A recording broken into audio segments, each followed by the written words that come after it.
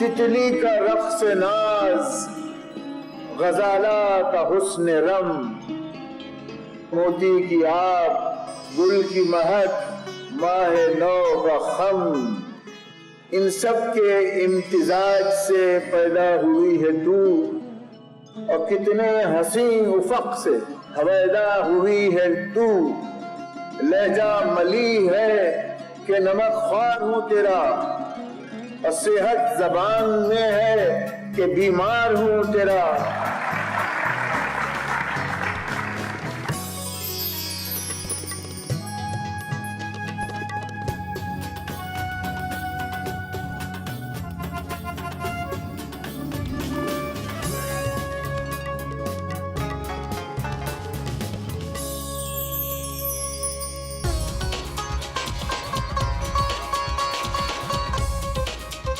Globalisation کا دور تھا، ہندوستان ایک نئے باب زندگی سے روشناس ہو رہا تھا،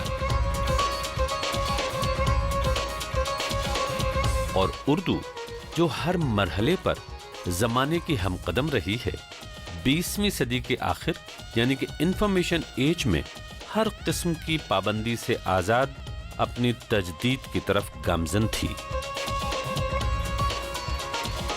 زبانیں فقط سرکاروں کے سہارے زندہ نہیں رہتی، زبانیں زندہ رہتی ہیں اپنے بولنے والوں سے۔ وائبرنٹ اور زندہ زبانیں جس طرح اپنا رول ادا کرتی ہیں، اردو بھی ادا کر رہی ہے، لیکن اردو کو جو مشکلات ہمارے ملک میں درپیش ہیں اس کا پورا اثر ہم یہاں کی اردو کی پوری زندگی پر دیکھ رہے ہیں۔ ایک نیا پن، نئی سمبولزم، وہ جو حرم اور میخانہ تھا وہ چلے گئے ہیں، اب محبوب کی گلی نہیں دکھائی دیتی ہے۔ شاعری جو ہے زندگی کو ریفلیکٹ کر رہی ہے۔ اردو ہے جس کا نام ہم ہی جانتے ہیں داغ، ہندوستان میں دھوم ہماری زباں کی ہے۔ خوش آمدید۔ ہندوستان ایک ایسا گلستان جس میں سینکڑوں زبانیں، بے شمار تہذیبیں اور انگنت مذاہب شاد و آباد ہیں۔ اردو ہماری مشترکہ تہذیب کا آئینہ ہے۔ بدلتے وقتوں میں بھی اپنی شناخت برقرار رکھتے ہوئے اردو نے کئی کردار بخوبی نبھائے ہیں۔ کبھی عشق و محبت کی زبان کہلائی تو کبھی انقلاب کی آواز بنی، کہیں دبستان ادب کے دامن کو وسعتیں دیں تو کہیں فلموں کے مکالمات کو سنوارا، اور یہ سلسلہ، یہ روایت آج بھی جاری ہے۔ کسی بھی زندہ زبان کی طرح رواں دواں اور باوقار۔ اردو رسائل چاہے سب لوگ نہ پڑھیں، مگر اردو خبریں اور غزلیں تو سبھی سنتے ہیں۔ آزاد ہندوستان کا شروعاتی دور اردو پر بہت گراں گزرا، لیکن 1980 کی آمد تک رابطۂ عامہ کی اس زبان کے سفر نامے میں نئے اوراق منسلک ہونے لگے۔ غزل کو ایک نئی زندگی ملی اور اردو میں لوگوں کی دلچسپی مزید قوی ہوئی۔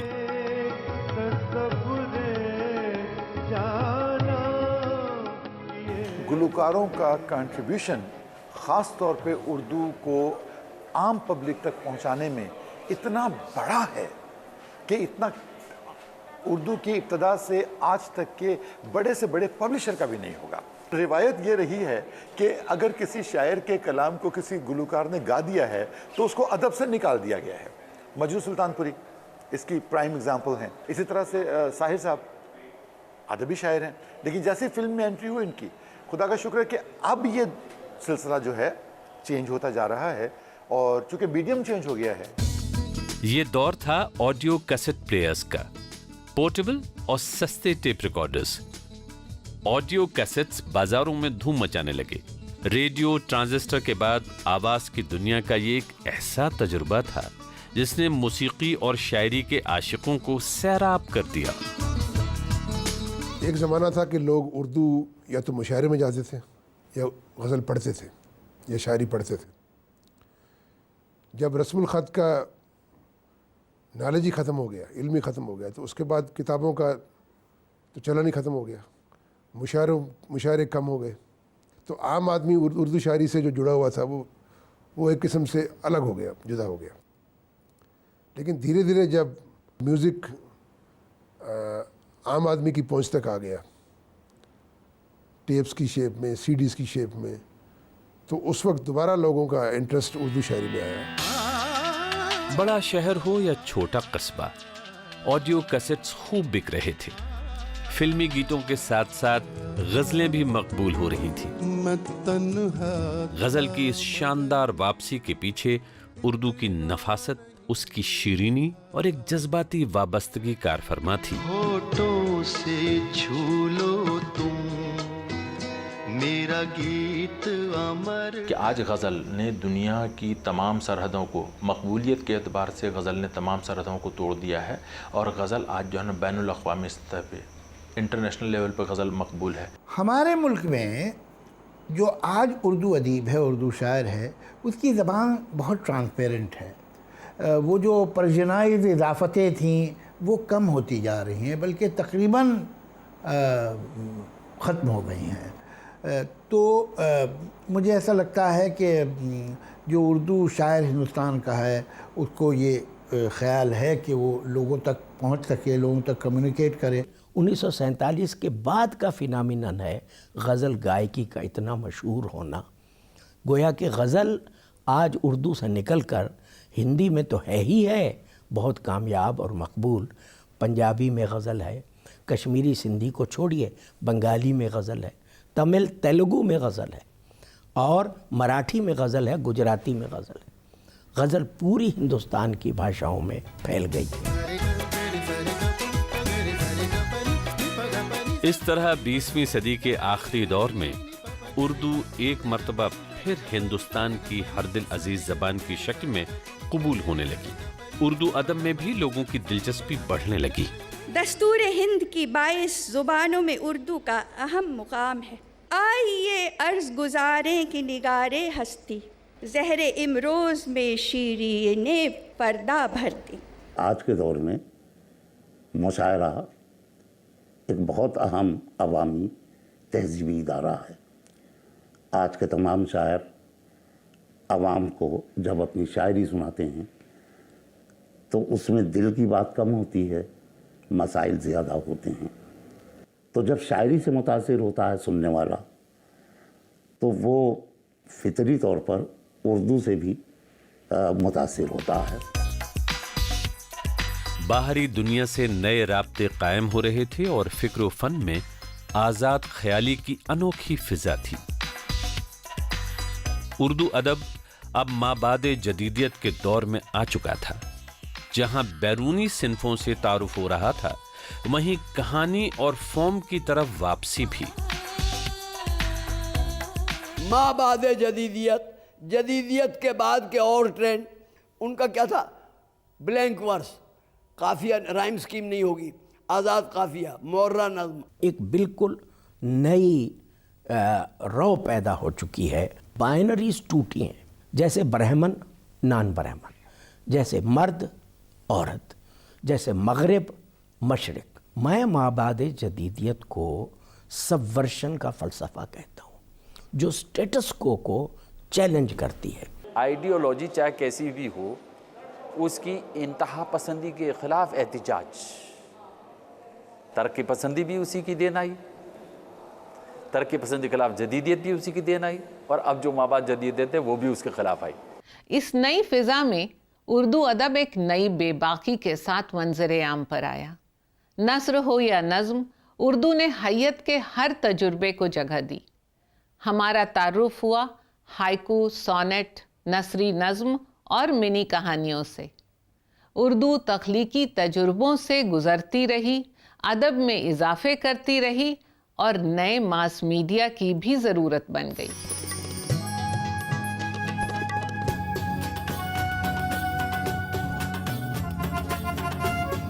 اردو وقت کے تقاضوں کو پہچانتی ہے، اس لیے دیگر زندہ زبانوں کی طرح موزوں ترین بن رہی ہے.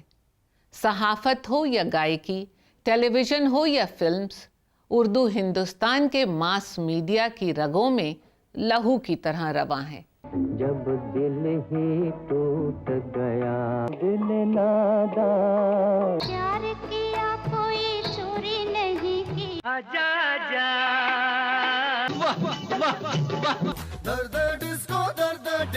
اردو کا ہندوستان میں کافی زوال تو ہوا ہے، ڈکلائن ہوا ہے کافی، مگر اردو اس معاملے میں ابھی بھی پاپولر ہے کہ وہ ایک بڑی پریسٹیجیس لینگویج ہے. ہمارا میڈیا فلم اردو کو استعمال کرنا چاہتا ہے، چاہے ٹیلی ویژن میڈیا ہو چاہے ریڈیو ہو. ہماری فلموں میں اردو بہت استعمال ہوتی ہے. ایٹ رینڈم امیتابھ بچن کی فلموں کی آپ بات کرنا شروع کر دیجئے، مقدر کا سکندر، نصیب، لاوارث، نمک حرام، نمک حلال، یہ ساری اردو کے فریزز ہیں. سن 1982 ذرائع ابلاغ یا ماس میڈیا کے لیے ایک انقلاب لے کر آیا. رنگین ٹیلی ویژن کی آمد ہوئی. ہندوستان یا یوں کہیے کہ نئی دلی ایشین گیمز کی میزبانی کر رہی تھی. تفریحی پروگرام اور سیریلز کی شروعات ہوئی.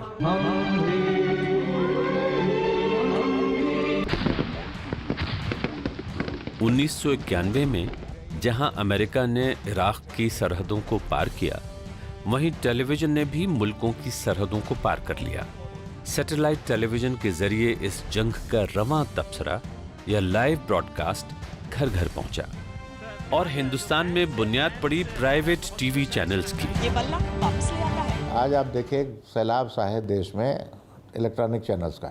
ان کے جو اینکر پرسنز ہیں یا خبر پڑھنے والے جو لوگ ہیں، ان میں کمپٹیشن سا ہے کہ کون اردو کا الفاظ زیادہ استعمال کرتا ہے. تو کیوں کرتا ہے بھائی؟ کوئی دلچسپی ہوگی؟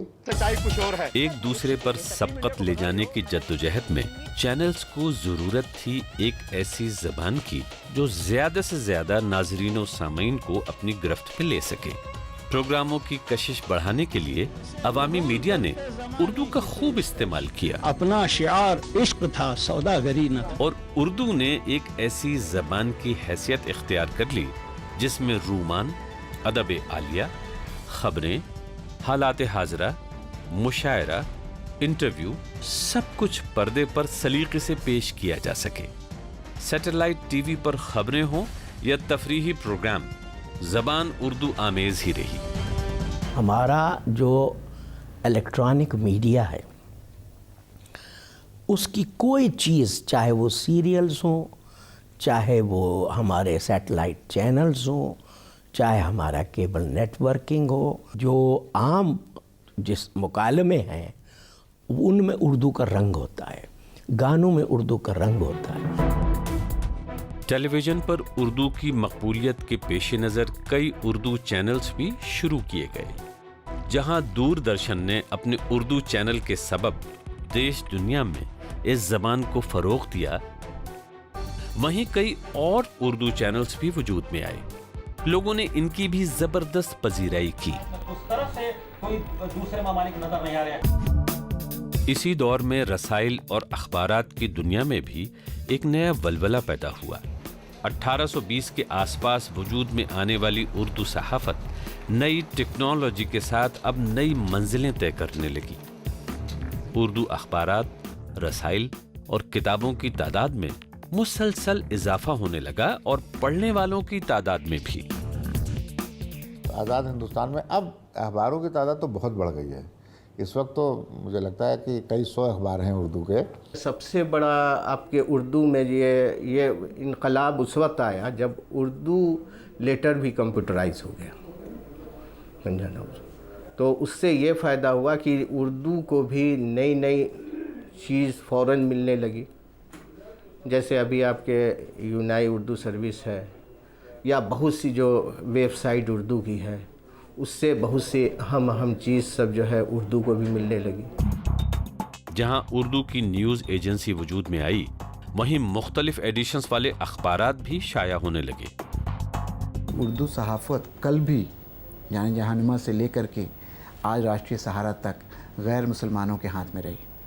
انہوں نے نکالا، منشی پریم چند نے نکالا، اور بہت سارے پنڈت سکھلال، ایسے بہت سارے نام ہیں جو اردو صحافت سے جڑے رہے. اور آج بھی ہم ہندوستان کے 9 شہروں سے چھپتے ہیں. 14 ایڈیشن ہے ہمارا. دیش میں جتنے اردو اخبار ہیں کتابت میں اب ایک بھی نہیں ہے، سارے کے سارے کمپیوٹر سے چھاپے جاتے ہیں. اس نئے انقلاب کی بنیاد میں تھا کمپیوٹرائزیشن. اخبار ہوں یا کتابیں، جو کام اب تک خطاط اور کاتب کر رہے تھے وہ اب کمپیوٹر بھی کرنے لگے، وہ بھی نئے اور خوبصورت خطوط یعنی فونٹس کے ساتھ. 90 کی دہائی میں اردو بھی میڈیا انقلاب کی سرگرمیوں میں شریک ہو گئی. اردو نے فلموں، ڈراموں اور ٹی وی سیریلز کو بھی اپنا لہجہ بخشا. تعلیم کے علاقے میں بھی اردو اور ٹیکنالوجی کا ساتھ ہوا اور حصول علم کے نئے باب واہ ہوئے.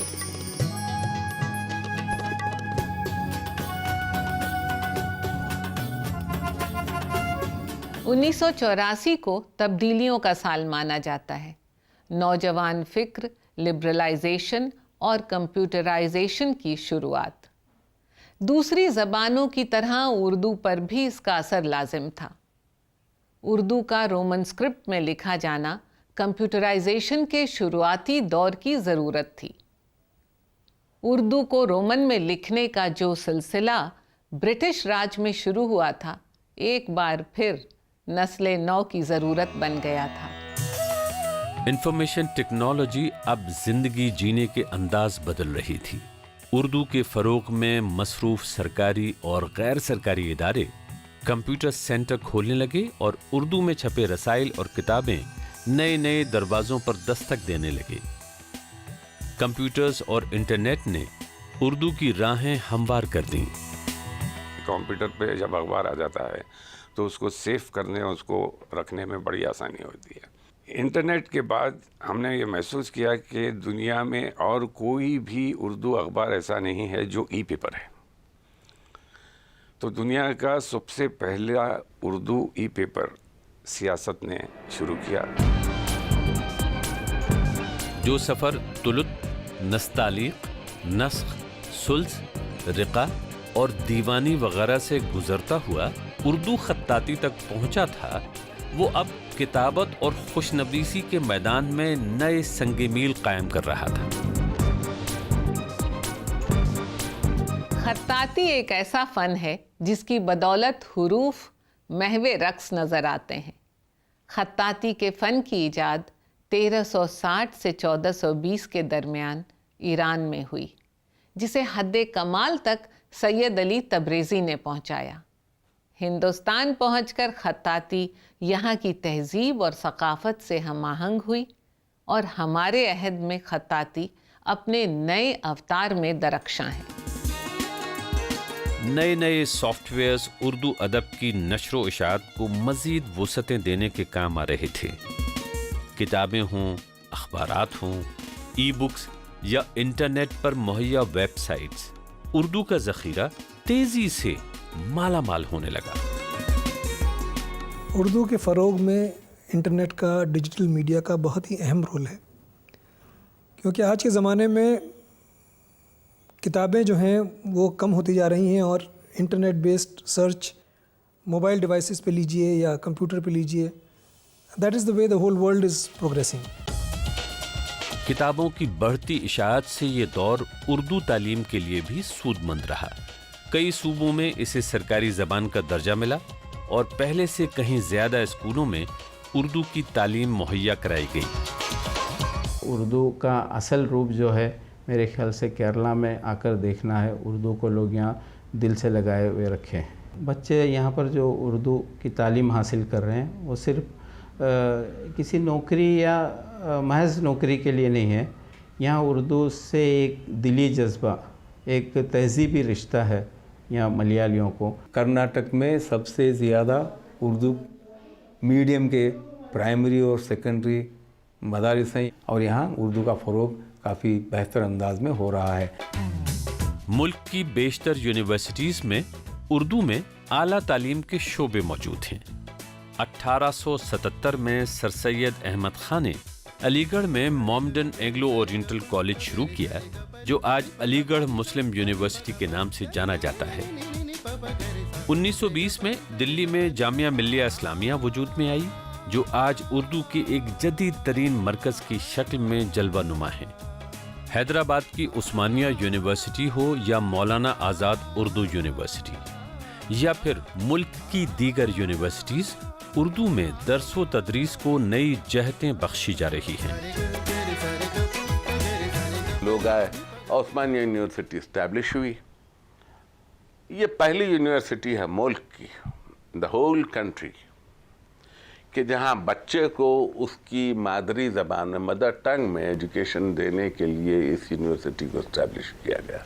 गवर्नमेंट की तरफ से साइंस एकेडमीज़ एक तरफ पैदा हुई, बहुत सारे लोगों को इनकरेजमेंट मिला।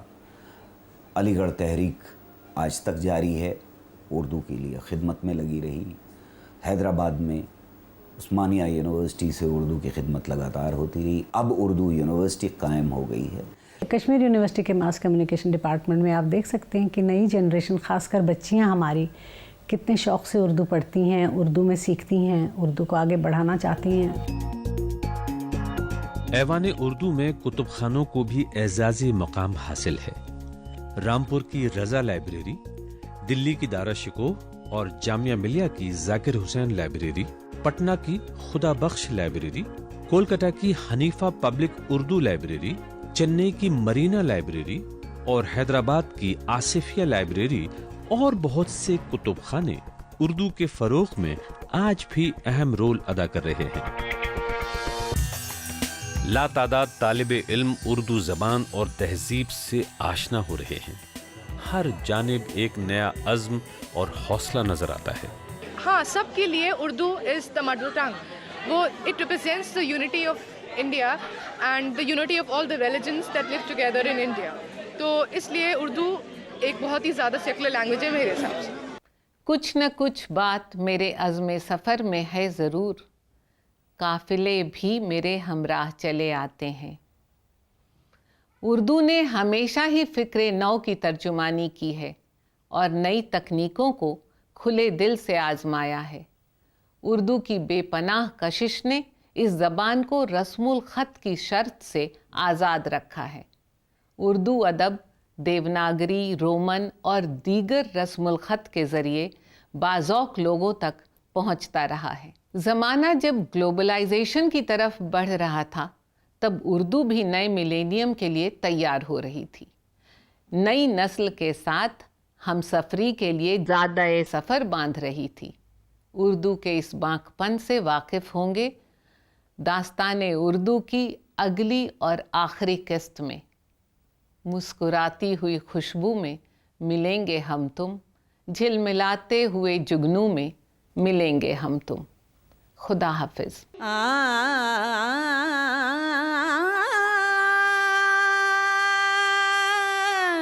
उर्दू है जिसका नाम हमें जानते हैं दाग, सारे जहां में धूम